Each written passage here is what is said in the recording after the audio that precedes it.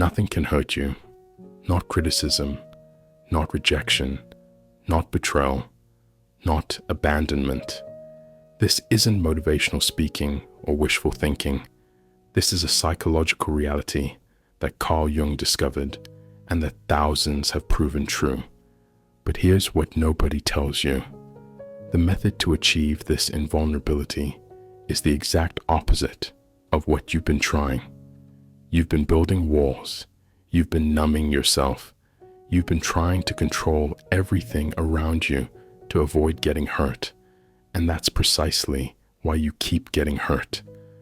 By the end of this video, you'll understand the specific psychological mechanism that Jung called individuation and exactly how to apply it so that external events lose their power to emotionally devastate you. You'll learn why your current strategies are backfiring and what to do instead to become genuinely unshakable. The secret lies in something Jung discovered about the nature of psychological pain itself. Pain doesn't come from what happens to you. It comes from what those events activate within you. And when you understand this mechanism and learn to work with it consciously, you become emotionally invulnerable, not because nothing affects you, but because you've developed the internal capacity to remain centered regardless of external circumstances. Let's begin with the fundamental insight that changes everything. Here's the truth that will set you free. External events possess zero inherent power to create emotional pain. Zero. They are simply neutral occurrences that your mind interprets through the lens of unresolved internal material. Think about this. Two people experience the exact same rejection. One person feels mildly disappointed and moves on within hours. The other person spirals into depression for weeks, questioning their entire worth as a human being. Same event, completely different responses. The difference isn't in what happened. The difference is in what that event activated within each person's unconscious mind.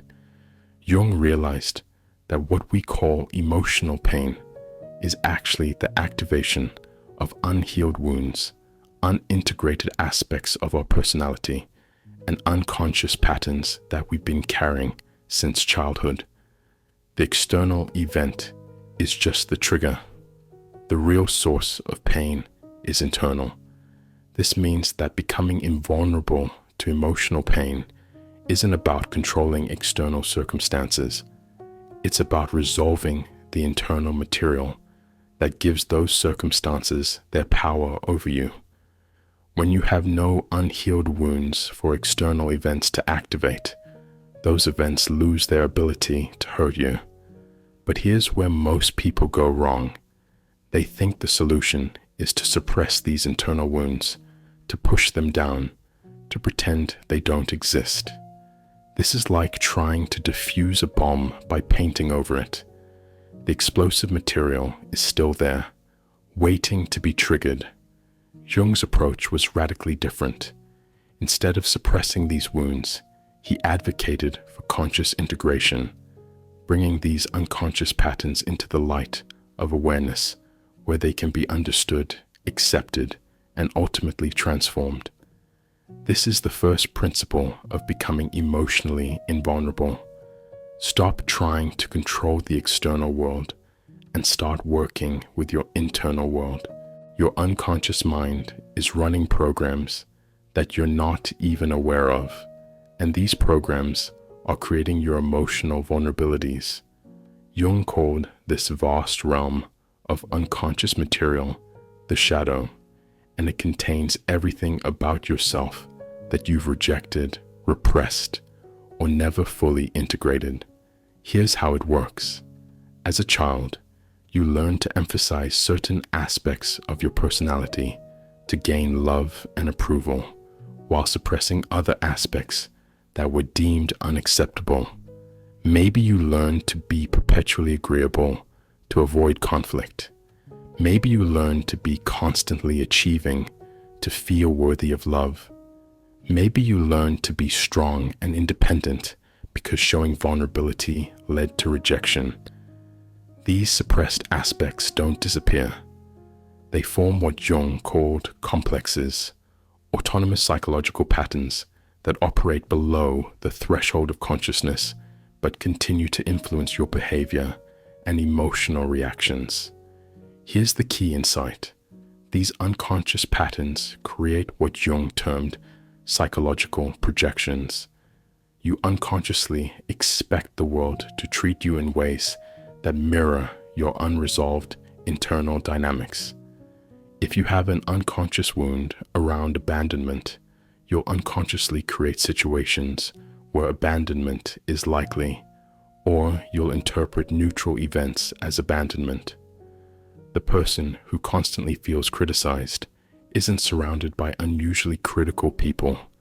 They're projecting their own internalized critical voice onto others and interpreting neutral comments as criticism. The person who repeatedly feels betrayed in relationships isn't just unlucky. They're unconsciously choosing people who will replay their familiar patterns of betrayal, or they're interpreting normal human limitations as personal betrayals. This is why trying to become invulnerable by controlling external circumstances is futile. Your unconscious patterns will continue to create situations that trigger your wounds, no matter how much you try to avoid them. The solution is to make these unconscious patterns conscious, to recognize them, understand them, and integrate them. When you bring these patterns into awareness, they lose their autonomous power over you. Jung said, "Until you make the unconscious conscious, it will direct your life and you will call it fate." This is the second principle of emotional invulnerability. Make your unconscious patterns conscious so they can no longer control your emotional responses. Most people's approach to avoiding emotional pain actually makes them more vulnerable, not less. Let me explain why every defensive strategy you've been using is backfiring. Strategy 1, emotional numbing. You try to shut down your emotional responses to avoid feeling pain. But emotions aren't selective. When you numb yourself to pain, you also numb yourself to joy, connection, and meaning. More importantly, numbed emotions don't disappear. They go underground and emerge in distorted forms like anxiety, depression, or explosive anger. Strategy 2, people-pleasing. You try to control how others treat you by being perfectly agreeable, helpful, or accommodating. But this creates a psychological prison where your sense of safety depends entirely on external approval. The moment someone disapproves of you, your entire emotional foundation collapses because you've built it on shifting sand. Strategy 3, perfectionism. You try to avoid criticism by never making mistakes. But perfectionism is based on the unconscious belief that you're fundamentally flawed and must prove your worth through flawless performance. This creates chronic anxiety and makes you devastated by any form of criticism because it confirms your deepest fear about yourself. Strategy 4, emotional walls. You try to protect yourself by maintaining distance from others and never being vulnerable. But this isolates you from genuine connection and intimacy. Moreover, the energy required to maintain these walls is exhausting, and they inevitably break down under pressure. Strategy 5, control and vigilance. You try to anticipate and prevent anything that might hurt you, but this creates a state of chronic tension and anxiety. You become hyper-vigilant to threats, which actually makes you more reactive to potential triggers, not less. Here's why all these strategies fail. They're based on the false assumption that emotional pain comes from external sources. So you try to control external sources, instead of addressing the internal vulnerabilities that give those sources their power. Jung understood that true emotional strength doesn't come from avoiding difficulty. It comes from developing the internal capacity to meet any difficulty with presence and stability. This is the third principle. Stop trying to avoid pain and start developing the capacity to transform it. Now we come to Jung's most profound discovery, the process he called individuation. This is your roadmap to genuine emotional invulnerability, and it works by integrating all aspects of your personality into a unified, conscious whole. Individuation has 4 stages, and each stage moves you closer to emotional invulnerability. Stage 1, recognizing your persona. The persona is the mask you wear to fit into society and gain approval. It's not inherently bad, but problems arise when you identify completely with your persona and believe that's who you really are. You become emotionally vulnerable because your entire sense of self depends on maintaining this image. The first step toward invulnerability is recognizing that your persona is just a role you play, not your true identity. When you stop identifying with your persona, criticism of your role performance no longer feels like an attack on your core self. Stage 2, encountering your shadow. The shadow contains all the aspects of yourself that you've rejected or disowned. These rejected parts don't disappear. They continue to operate unconsciously, creating emotional triggers and projections. Shadow work involves consciously reclaiming these disowned aspects, not acting them out destructively, but integrating them consciously. When you own your capacity for selfishness, you stop being triggered by selfish people. When you acknowledge your own potential for cruelty, you stop being devastated when others are cruel to you. This integration doesn't make you selfish or cruel. It makes you psychologically complete and therefore less reactive to these qualities in others. Stage 3, integrating your anima or animus. Jung discovered that everyone has both masculine and feminine psychological qualities.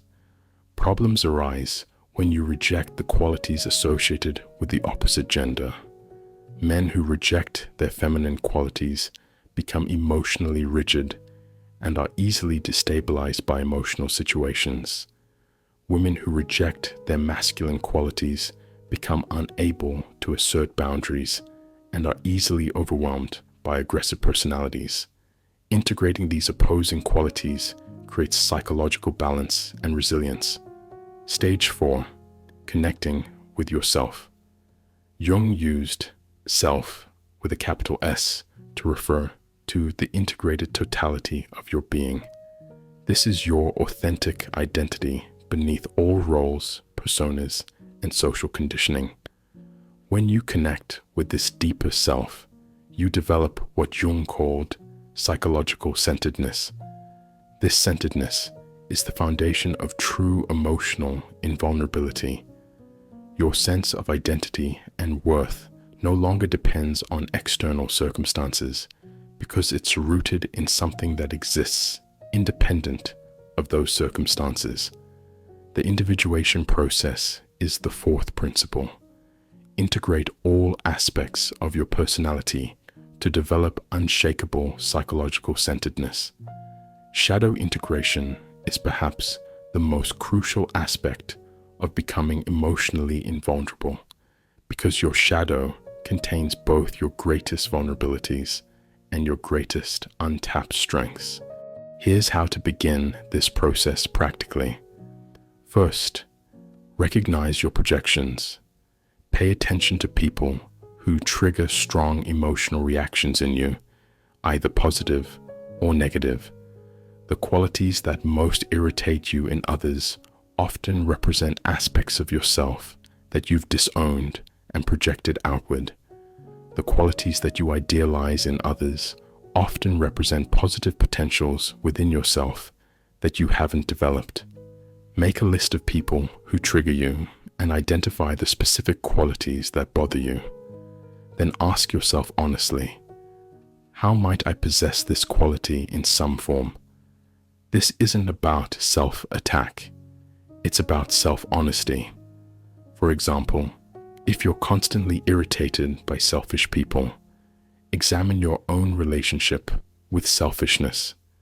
You might discover that you've so completely rejected your own healthy self-interest that you've become a chronic people pleaser who resents others for expressing the selfishness you won't allow yourself. Second, practice conscious expression of disowned qualities. This doesn't mean becoming destructively selfish or cruel. It means consciously choosing when and how to express these qualities appropriately. If you've disowned your anger, practice expressing disagreement assertively. If you've disowned your neediness, practice asking for help when you actually need it. If you've disowned your sexuality, practice expressing your desires appropriately. The goal isn't to become someone you're not. It's to become consciously familiar with all aspects of who you are so that nothing within you remains unconscious and therefore reactive. Third, dialogue with your shadow. Jung developed a technique called active imagination, where you consciously engage with different aspects of your personality as if they were separate characters. You can imagine conversations with your inner critic, your rejected child self, your disowned anger, or any other shadow aspect. The purpose is to understand these parts of yourself rather than being unconsciously driven by them. When you understand why your inner critic developed and what it's trying to protect you from, it loses its power to unconsciously undermine your confidence. Fourth, transform shadow energy consciously. Every shadow quality contains energy that can be channeled constructively. Your disowned anger might contain the energy needed for healthy boundaries. Your disowned selfishness might contain the energy needed for authentic self-care. Your disowned cruelty might contain the energy needed for necessary confrontations. Shadow integration is the fifth principle. Consciously reclaim and integrate your disowned aspects so they can no longer unconsciously control your emotional reactions. The culmination of Jung's individuation process is the development of what he called transcendent consciousness, or what modern psychology terms witness consciousness. This is the ultimate form of emotional invulnerability because it doesn't depend on circumstances being a certain way. Witness consciousness is the ability to observe your thoughts, emotions, and reactions without being overwhelmed by them. Instead of being the person who is angry, you become the awareness that notices anger arising and passing away. Instead of being the person who is hurt, you become the awareness that observes hurt without being consumed by it. This isn't emotional suppression or detachment. You still feel emotions fully, but you're no longer at the mercy of those emotions because you have developed a stable center of awareness that remains present regardless of what you're experiencing. Here's how to develop this capacity practically. First, practice observational self-awareness. Throughout your day, notice when you're having emotional reactions and practice stepping back mentally to observe the reaction rather than being consumed by it. Ask yourself, what am I feeling right now? What thoughts are arising? What physical sensations am I experiencing? This creates space between the observer and the experience, which is the foundation of witness consciousness. Second, practice non-judgmental acceptance of your reactions. The goal isn't to stop having emotional reactions. It's to stop judging yourself for having them. When you notice yourself feeling angry, hurt, or afraid, practice responding with curiosity rather than self-criticism. Interesting, I'm noticing anger arising. I wonder what this anger is trying to tell me. Third, develop what Jung called holding the tension of opposites. Instead of immediately trying to resolve uncomfortable emotions or situations, practice staying present with the discomfort. Can you feel hurt without immediately trying to make the hurt go away? Can you experience uncertainty without immediately grasping for certainty? This capacity to hold difficult experiences without being overwhelmed by them is the essence of emotional invulnerability. Fourth, cultivate what you might call groundless confidence. Instead of basing your confidence on external achievements, circumstances, or other people's approval, learn to rest in the simple awareness of your own being. You exist. You are aware. This basic fact doesn't depend on anything external and can't be taken away from you. When your sense of okayness is rooted in this fundamental awareness, rather than in conditional circumstances, you become truly unshakable. Developing witness consciousness is the sixth principle. Cultivate the capacity to observe your experiences without being overwhelmed by them, creating an unshakable center of awareness. Now, let's get practical.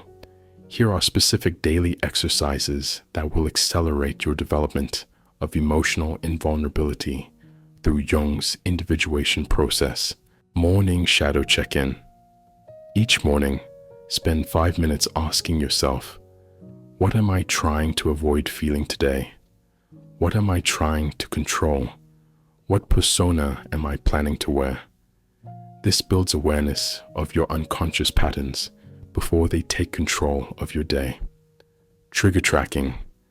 Keep a journal of situations that trigger emotional reactions. For each trigger, identify what specifically happened. What story did I tell myself about what happened? What underlying wound or pattern might this be activating? What would someone who wasn't carrying this wound experience instead? This practice reveals the internal landscape that creates your vulnerabilities. Evening integration review. Each evening, ask yourself, what did I learn about myself today? What shadow material showed up? What opportunities did I have to practice staying centered? How did I handle emotional challenges? This consolidates the day's learning and builds psychological integration. Weekly projection work. Once a week, identify someone who triggered a strong reaction in you. Write about what specific qualities bothered you and honestly examine how you might possess those same qualities. Then consider how you might constructively express the energy behind those qualities. Monthly authentic expression practice. Once a month, deliberately practice expressing an aspect of yourself that you normally keep hidden. If you're always agreeable, practice respectful disagreement. If you're always strong, practice asking for support. If you're always rational, practice expressing emotion.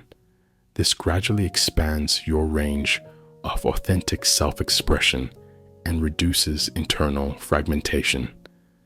The key to all these practices is consistency rather than intensity. Small daily steps toward integration are more powerful than sporadic, dramatic efforts. These practical methods constitute the seventh principle. Implement daily practices that systematically integrate unconscious material and develop conscious self-awareness. Jung's approach to emotional invulnerability works where other methods fail because it addresses the root cause rather than the symptoms. Instead of trying to control external circumstances or suppress internal reactions, individuation transforms the internal conditions that create emotional vulnerability in the first place. When you complete the individuation process, several fundamental shifts occur that create genuine invulnerability. First, you stop taking things personally. You realize that other people's behavior says more about their internal state than about your worth as a person. When someone criticizes you, you can evaluate whether the criticism is useful without it triggering a cascade of self-doubt. When someone rejects you, you can feel disappointed without questioning your fundamental lovability. Second, you develop emotional resilience. Instead of being overwhelmed by difficult emotions, you can experience them fully while maintaining your psychological equilibrium. Sadness doesn't become depression. Anger doesn't become rage. Fear doesn't become panic. You can feel without being consumed. Third, you stop needing external validation for your sense of worth. Your identity becomes rooted in your authentic self rather than in how others perceive you. This doesn't make you arrogant or disconnected. It makes you genuinely confident and therefore more capable of authentic connection. Fourth, you become immune to manipulation. When you know yourself completely, including your shadow aspects, others can't use your unconscious patterns against you. You can't be manipulated through guilt, fear, or false promises because you're aware of your own psychological dynamics. Fifth, you develop what Jung called creative adaptation. Instead of rigidly trying to control circumstances, you become flexible and responsive. You can adapt to challenges without losing your center because your center isn't dependent on circumstances being a certain way. This is why Jung's method creates lasting invulnerability, while other approaches provide only temporary protection. You're not building walls that can be broken down. You're developing an internal foundation that can't be shaken. This constitutes the eighth principle. True invulnerability comes from internal transformation, not external protection. As you progress through the individuation process, you'll notice something remarkable happening. The things that used to devastate you begin to lose their power, not because you've become numb or disconnected, but because you've developed the internal capacity to meet any experience with presence and wisdom. This doesn't mean you'll never feel pain. Physical pain, grief over genuine losses, and appropriate responses to difficult situations will still occur. But the unnecessary suffering that comes from unconscious reactivity, projection, and identification with your persona will gradually dissolve. You'll discover that most of what you previously experienced as external attacks were actually internal conflicts projected outward. As you integrate these internal conflicts, the external world becomes less threatening because you're no longer unconsciously creating situations that trigger your wounds. The people who used to trigger you will either stop appearing in your life, or you'll find that their behavior no longer affects you in the same way. This isn't because they've changed, but because you've integrated the internal material that gave their behavior its power over you. You'll also find that your capacity for genuine connection and intimacy increases dramatically. When you're not constantly defending against imagined threats, you can be present with others authentically. When you're not trying to maintain a false persona, you can show up as who you really are. Perhaps most importantly, you'll develop what Jung called amor fati, love of fate. You'll reach a place where you can genuinely appreciate all of your experiences, even the difficult ones, because you understand that they contributed to your psychological development and integration. This is the ultimate goal of Jung's approach, not to avoid life's challenges, but to develop the internal resources to transform any challenge into an opportunity for growth and integration. Nothing can hurt you when you understand and apply Jung's principles of individuation. Not because you've become hard or disconnected, but because you become psychologically complete and centered in your authentic self. The path requires courage. You'll need to face aspects of yourself that you've been avoiding. You'll need to question beliefs and identities that have provided comfort. You'll need to feel emotions that you've been suppressing, but the reward is genuine freedom. Freedom from the exhausting effort of maintaining false personas. Freedom from the constant anxiety of trying to control external circumstances. Freedom from the devastating impact of other people's unconscious behavior. You have everything you need to begin this journey right now. Start with shadow work. Notice your projections. Practice witness consciousness. Integrate what you've disowned. Connect with your authentic self. Remember Jung's words. The privilege of a lifetime is to become who you truly are. When you become who you truly are, completely and consciously, nothing in the external world can diminish or threaten that authentic self. Your invulnerability isn't something you build. It's something you discover by removing everything that isn't genuinely you. Beneath all your defenses, personas, and unconscious patterns is an unshakable core that has always been there, waiting to be recognized. Begin today. Your unshakable self is waiting.